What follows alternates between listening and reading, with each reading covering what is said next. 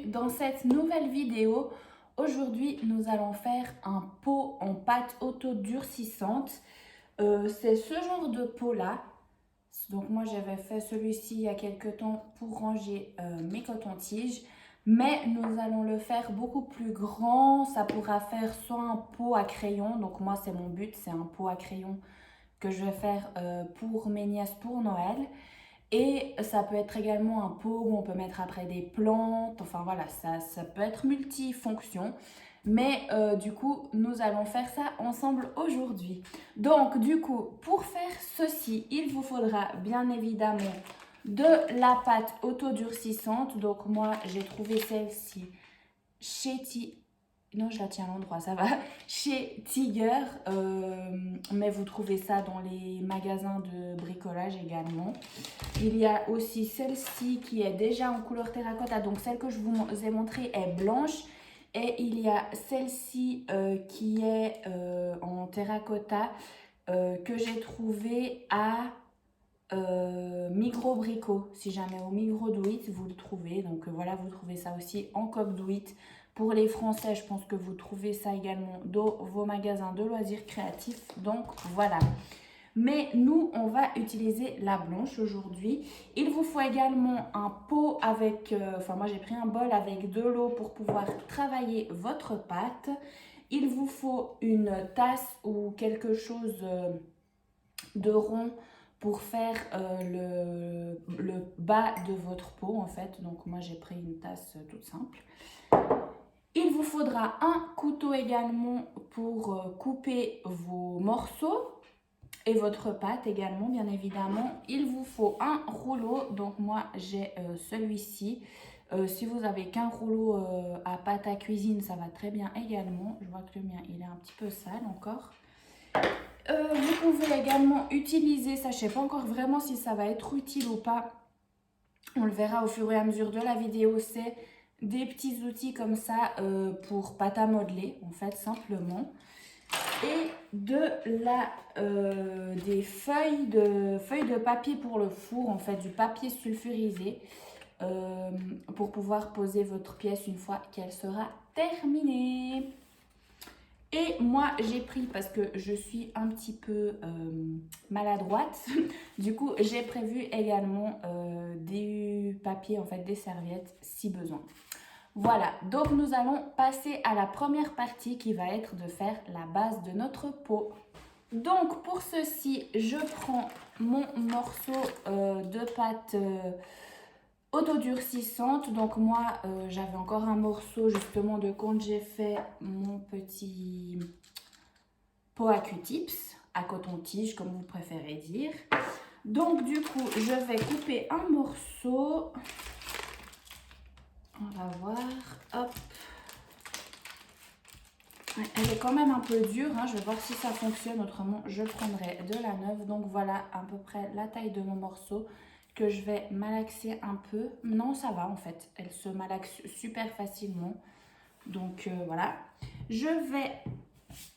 Voilà, il faut également avoir votre table propre, hein, bien évidemment. Moi, j'ai fait de la couturière, du coup, même si je l'ai nettoyée, il y a encore 2-3 petits pluches de tissu. Donc, je la mouille un coup. Et voilà, on va la tourner. Et on va gentiment commencer à l'aplatir. Ouais, elle est quand même dure. Alors, je vais la travailler au mieux. Hop. Elle a encore besoin d'être un peu malaxée. Donc voilà, c'est... moi, j'adore travailler avec tout ce qui est terre, argile, etc. Je sais pas, je trouve que ça me détend. Je crois que ma pâte... Non, ça va, on y arrive. On y arrive. Hop. Au niveau de l'épaisseur, si vous vous demandez, je pense qu'on est à peut-être 2-3 mm. Il n'y a vraiment pas besoin que ce soit épais, hein. Après, quand ça sèche, ça devient bien dur de toute façon. Et c'est à ce moment-là que je prends ma tasse et que je vais faire ma forme. Donc là, on est pas mal. J'appuie un petit peu et je décolle le tour.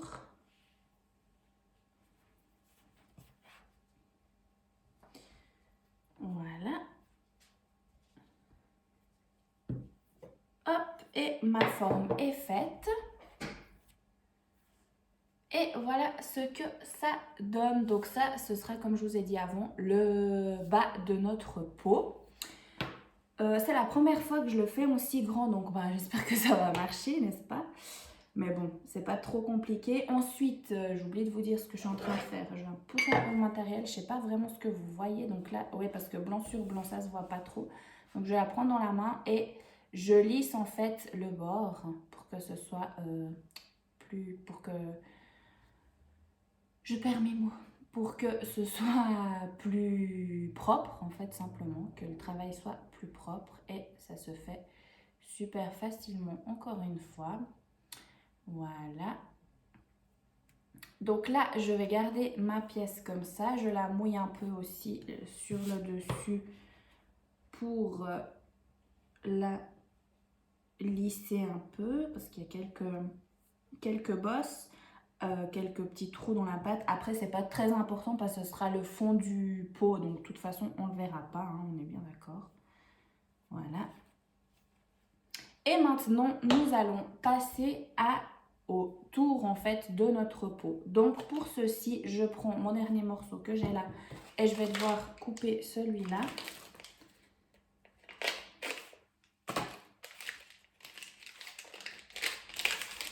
Voilà. Bon, je viens de faire toute la forme pour faire le tour de mon pot. Et en fait, il manquait, je pense, 5 cm pour que ça fasse le tour de ma pièce. Donc, du coup, je vais recommencer. Hein. Je ne vous ai pas mis toute la phase d'avant parce que ça va vous faire perdre du temps pour rien.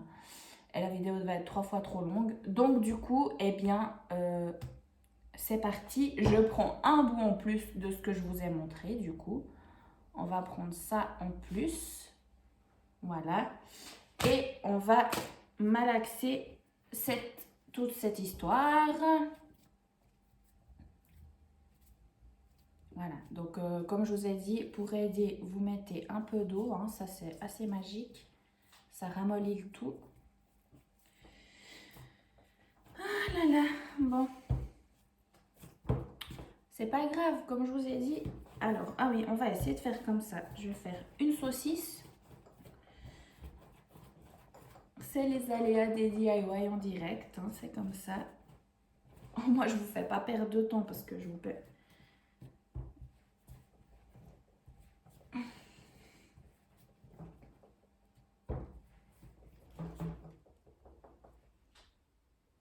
Voilà, et maintenant, nous allons rouler.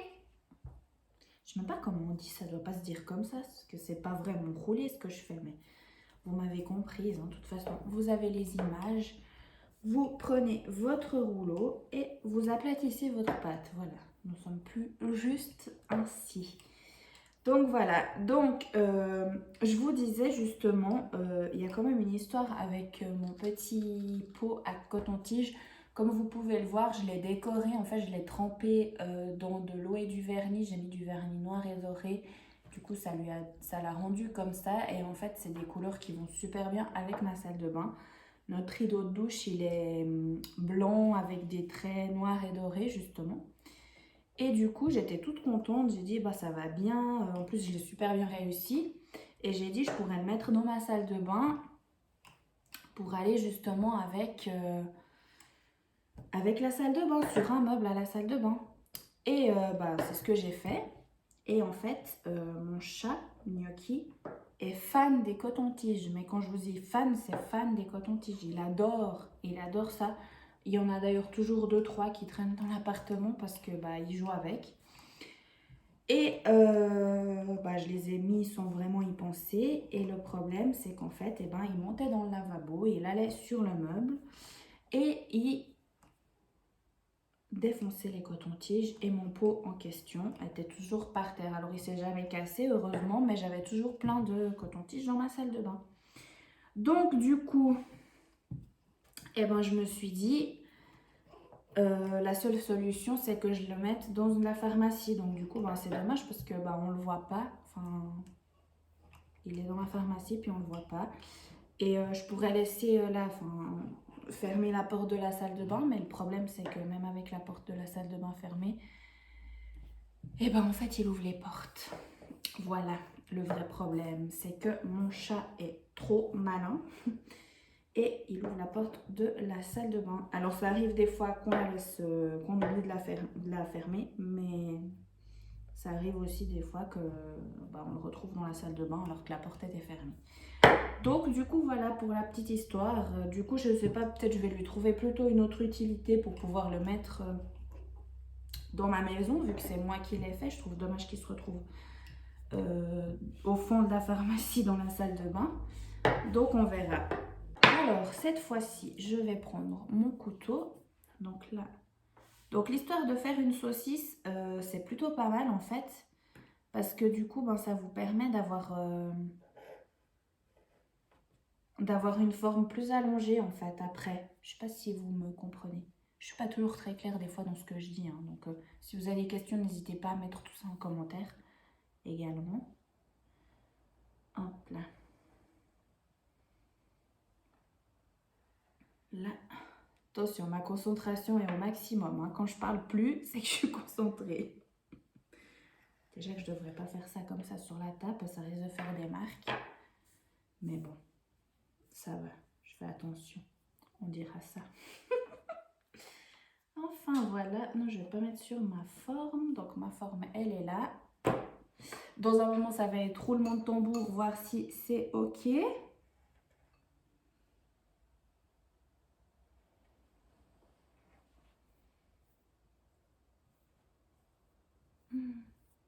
J'ai peur, je crois que ça va pas le faire. Comment j'avais fait? Ouais mais le problème c'est que le pot était plus petit, donc j'ai pu prendre la base et essayer de rouler. Vous voyez ce que je veux dire? Mais là, c'est, je sais pas. On va peut-être quand même essayer. Donc là, non mais ça devrait être bon. Hop. J'ai juste là un petit souci. Je sais pas du tout déjà si c'est droit, à mon avis pas tellement, mais on ajustera, n'est-ce pas? Donc ensuite, je vais soulever tout ceci. Hop. Voilà. Attention. Voilà la bête. S'il te plaît, s'il te plaît, s'il te plaît. Oui, super. Ça se ferme. Donc vous voyez pas tout. Voilà. Vous essayez de rassembler avec vos doigts délicatement, de tapoter pour rassembler les deux pièces ensemble. Et moi je vois que j'ai un petit bout de trop, mais je vais garder comme ça. Vous allez voir, je vais lisser le tout en fait. Juste là, du coup, je vais mettre comme ça, vous voyez. Je mets, hop, un peu d'eau là en bas. Et je rassemble mes deux pièces. Hop. Et ensuite là aussi sur le long pour coller tout ça ensemble. Et ça, je vais m'amuser à tout lisser en fait. Franchement, c'est pas mal, hein. Là, franchement, on pourrait le laisser comme ça, le laisser sécher. Ça pourrait être très sympa aussi. Après, moi, j'ai pas forcément envie qu'on voit là la démarcation, du moins pas trop. Comme vous le voyez là, on la voit quand même, mais je sais pas comment vous verrez parce que je suis loin de la caméra. Mais voilà, on va voir si on arrive à faire quelque chose de ce style-là. On serait pas mal, mais en tout cas, on est pas mal. Je trouve que pour quelqu'un qui n'a pas l'habitude de travailler la pâte, d'ailleurs je sais pas si c'est de l'argile, mais je pense que c'est de la pâte d'argile blanche, ouais, à mon avis. Donc hop, on lisse tout ça le dessus et après bon voilà, vous faites un peu comme vous voulez, comme vous ça vous convient. Hop, et là du coup mon but à moi c'est qu'on voie moins cette démarcation là. Je l'aime bien, mais je veux pas qu'elle soit non plus trop voyante en fait. J'ai l'impression que vous voyez rien, hein. Là. Voilà. Oui, on voit. Vous voyez? Ça, j'aimerais que ce soit moins voyant. Je veux quand même le garder parce que voilà, ça prouve que c'est fait main et que et que c'est joli, mais pas trop épais. De toute façon, la personne après elle mettra cette partie-là non voyante, hein, pour pas qu'elle soit voyante, là où elle la fera. Donc voilà, donc pour ça, vous prenez de l'eau, hein, comme vous le voyez, et vous lissez. Donc là, je fais l'intérieur déjà. De toute façon, à la fin de la vidéo, je vous montrerai bien tous les détails une fois que ce sera sec et avant qu'on la peigne. Je vous montrerai bien tous les détails pour que vous puissiez voir de près ce que ça donne en fait. Hop!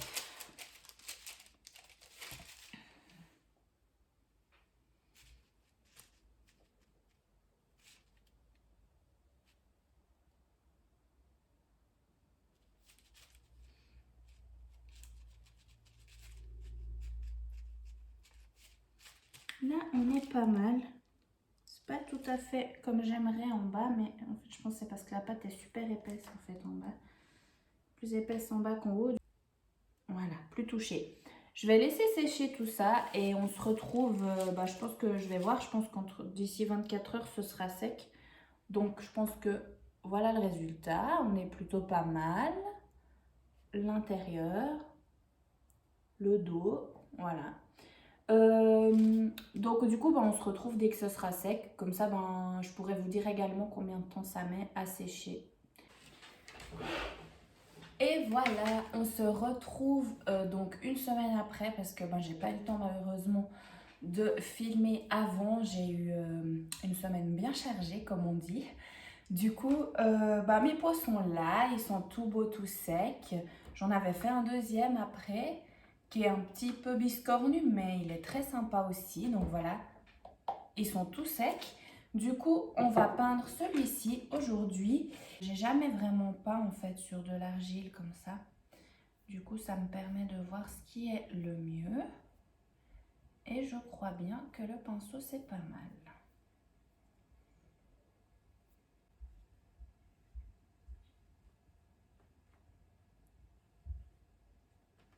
Voilà, on est pas mal. Donc voilà la couleur. Et on y va.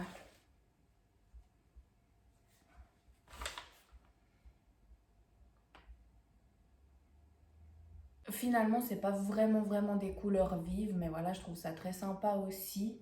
Du coup, ça peut aller avec tout, c'est ça qui est cool, si, suivant la déco de la chambre ou comme ça. Donc voilà.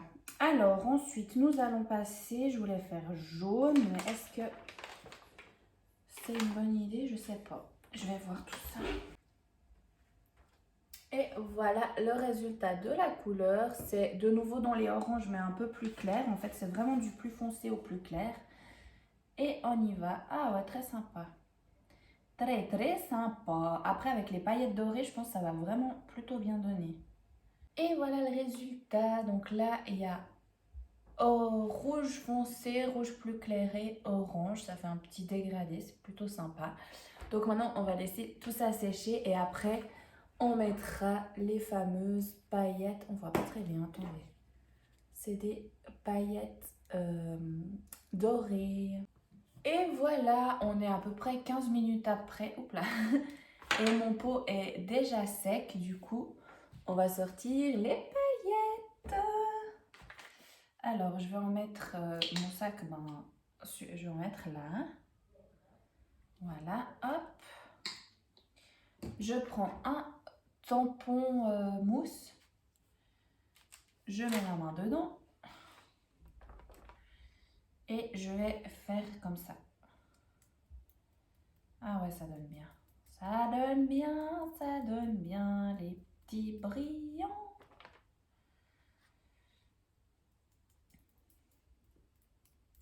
C'est bizarre, ça mousse. Voilà le résultat. Ah, il y a Pépi. Coucou. Tu vas faire la star à la caméra? Je disais, voilà là comment ça donne. Et je vais en mettre encore en haut. Je vais laisser le milieu sans paillettes.